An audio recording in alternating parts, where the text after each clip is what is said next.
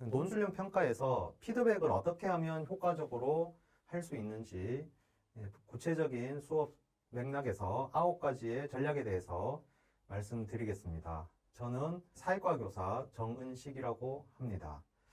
우선 논술형 평가의 피드백을 말씀드리기 전에 우리가 수업이란 그리고 평가란 그리고 논술형 수업과 논술형 평가에 대해서 먼저 정의를 내리고 말씀드리겠습니다.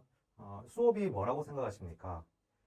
우리가 늘 일상적으로 하는 수업은 뭔가를 학생들한테 가르친다, 그리고 학생들이 뭔가를 배운다라고 할 수 있겠죠. 그런데 전문가로서의 교사에게 수업을 통해서 학생들에게 어떤 정보를 주고 또 학생들로부터 정보를 모으는 행위라고 할 수 있습니다.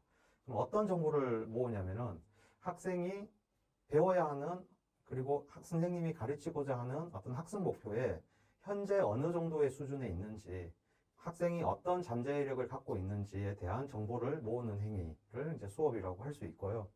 그렇다면 평가란 그러한 정보를 바탕으로 학생의 잠재 능력을 판단하고 피드백하는 행위라고 할 수 있습니다. 이걸 과정 중심 평가라고 합니다. 그리고 교수평 일체라고 현장에서 많이 이야기를 하고 있습니다. 수업이 교육과정에 근거해야 되고 평가도 수업을 바탕으로 이루어져야 된다라는 그런 맥락이죠.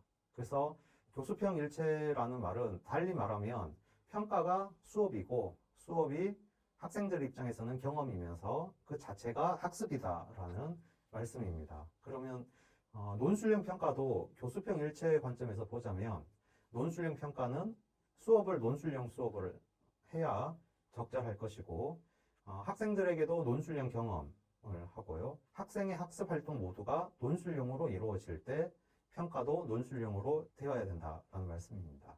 결국 논술형 평가는 수업을 잘해야 되는 거고요. 우리가 수업을 잘한다는 말은 학생들에게 의미 있는 학습 경험을 잘 조직하고 그에 맞는 적절한 교사의 피드백, 그리고 학생들에게는 그 피드백을 받아서 학습에 적용하는 과정까지 연결 지을 때 바람직하고 좋은 논술형 평가라고 할 수 있겠죠. 경기도 교육청에서 말하는 논술형 평가를 살펴보면 학생이 어떤 지식에 대해서 자신의 의견이나 생각을 논리적으로 표현하는 평가를 논술형 평가라고 합니다. 그러면 논술형 수업은 우선 지식을 깊이 있게 다루는 수업이어야 되고요.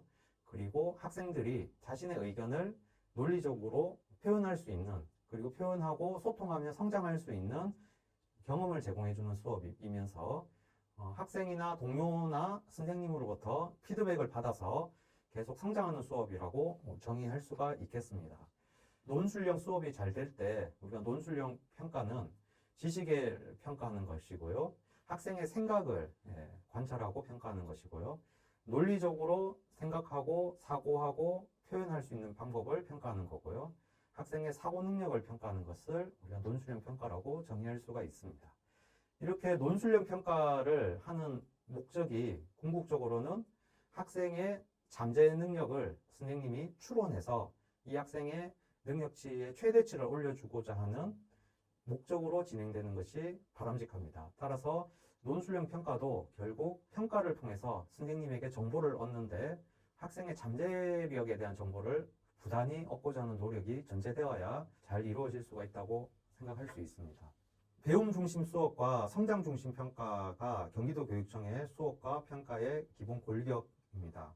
그러면 논술형 수업과 논술형 평가 역시 학생이 혼자서 할 수 있는 수준, 이걸 이제 실제적인 발달 수준이라고 할 수 있고요. 그리고 학생의 잠재 능력을 최대치로 끌어올렸을 때 도달할 수 있는 수준을 잠재적 발달 수준이라고 한다면 논술형 수업과 평가는 이 사이에 존재하고 적절한 피드백을 통해서 이렇게 올라갈 수 있는 경험을 제공하는 것이다 라고 할 수가 있겠습니다. 그렇다면 이번 시간이 이제 피드백에 관한 내용인데요. 논술형 평가의 피드백을 이제 전략을 말씀드리기 전에 다시 한번 피드백 개념을 한번 확인해 보도록 하겠습니다. 3가지의 메시지가 있습니다. 학생에게 평가를 보고 30점이다, 너는 90점이다, 100점이다 라고 점수만 알려주는 것. 두 번째는 두 문제를 풀었는데 1번 문제는 이러이러한 부분이 틀려가지고 또는 부족해서 부분 점수 몇 점을 얻었고 2번은 아예 이렇게 해서 틀렸다라고 알려주는 피드백이고요. 세 번째는 이번 글에서는 어떤 부분을 잘했다. 그런데 이 부분만 조금 이렇게 했다. 그러니까 이렇게 한번 해보면 어떨까라고 제안하는 피드백입니다. 모두 다 교사의 피드백이라고 할 수 있는데요.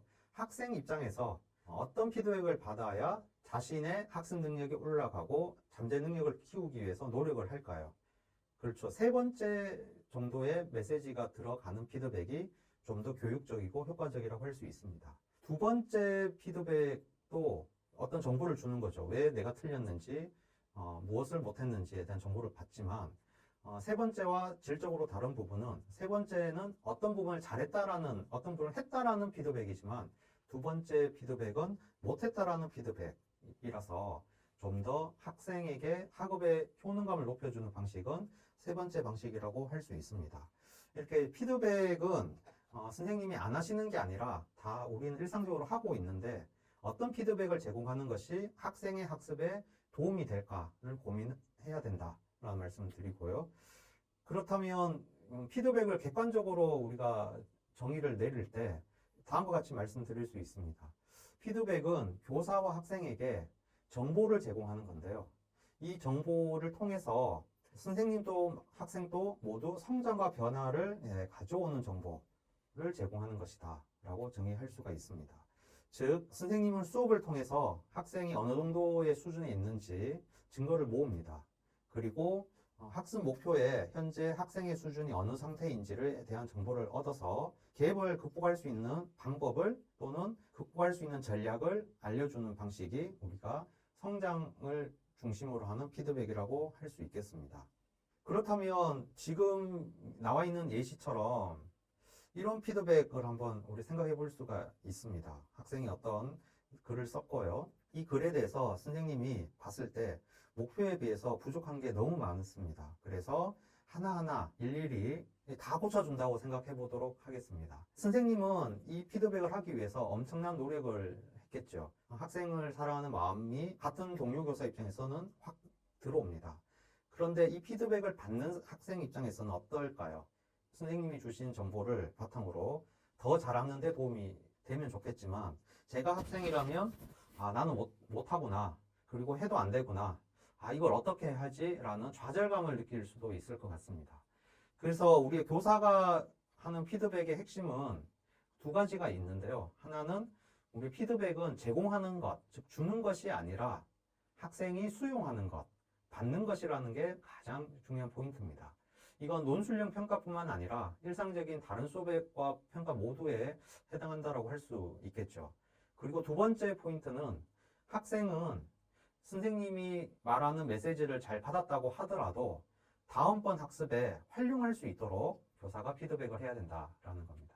그래서 피드백의 두 가지 핵심을 다시 상기시켜 볼 때 학생이 수용하는 것, 학생이 활용할 수 있게끔 하는 것, 이게 이제 피드백의 핵심이고, 따라서 우리가 논술형 평가에서 수업 설계 전략을 할 때 나는 피드백을 했다라는 게 아니라 학생이 받아들였고 학생이 다음번에 이 피드백을 통해서 학습에 또 활용할 수 있었다, 이렇게 살펴보는 것, 그렇게 할 수 있도록 내가 수업을 어떻게 설계를 해야 되는지에 대한 고민을 같이 해보면 좋을 것 같습니다.